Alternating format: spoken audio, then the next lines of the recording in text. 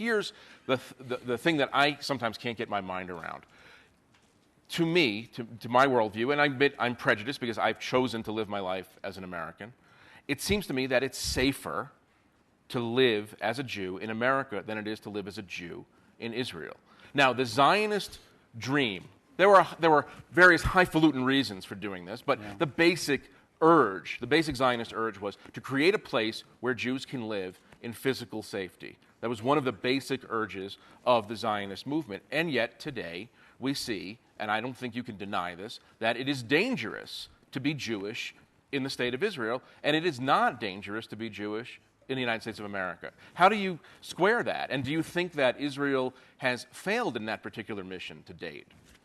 I think Israel hasn't achieved that goal entirely yet, but let's put it this way. It was one of the goals of Zionism. One of the goals of Zionism was to secure a place where Jews could live out their lives free of threat. But I think the overarching goal of Zionism was to create an environment where Jews could take responsibility for themselves as Jews. And it's the only place in the world where you do take responsibility for yourself as a Jew. You take responsibility for your lampposts and your sewage systems and your education systems and your wars and your successes and your failures. We take responsibility for them as Jews. And I think that is the great accomplishment of the Zionist dream, was to transform the Jews from passive actors in their history to active agents in their history, to transform Jews from the role of victims, which is a very fundamental transformation from ourselves, to people who take responsibility for all of their action. Look at how many commissions we have after all of our wars to examine how well we did in our war and how we failed in those wars if we failed. And I'll throw out, just by way of conclusion, a little statistic. Israel has the second highest longevity rate in the world after Japan. Guess which is way down on the list? The United States. Israeli Jews live longer than American Jews. Come to Israel and live long.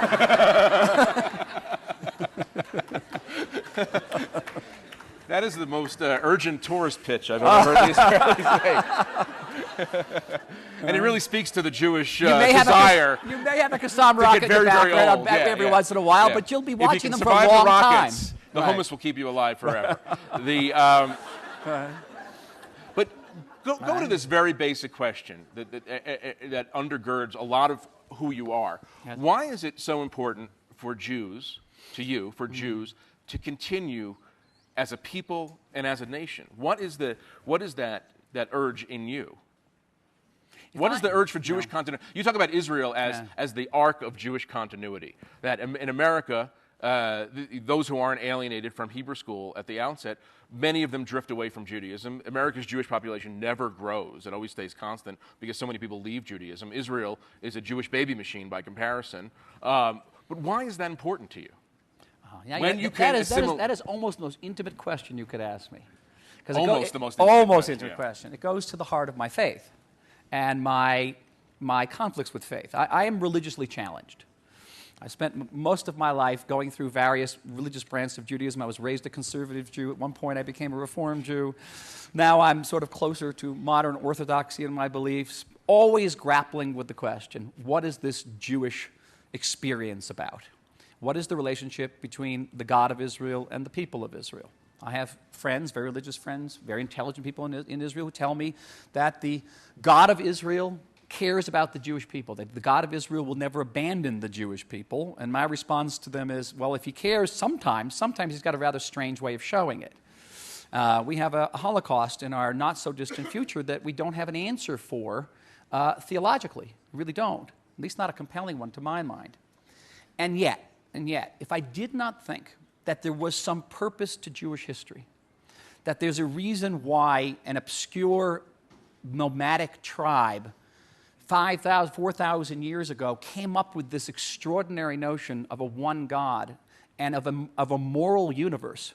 The greatest contribution of the Jewish people to humanity is that there's a thing called good and evil out there and changed human history irrevocably. And that this people, which has undergone just consecutive expulsions and oppressions and inquisitions, has suffered the greatest single massacre in human history, is still around and still thriving and has come back to be re-enfranchised in a sovereign state that has not enjoyed a nanosecond of peace in its 61 years of existence and which remains a powerhouse by any criteria, to me there's got to be a reason for that. And there's got to be a reason for the Jewish contributions to science and to literature and to society and to politics. There's some reason to it.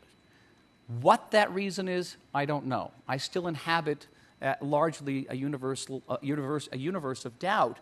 But if I didn't have that sense, I would not have moved from West Orange. I would not have raised my family in this country.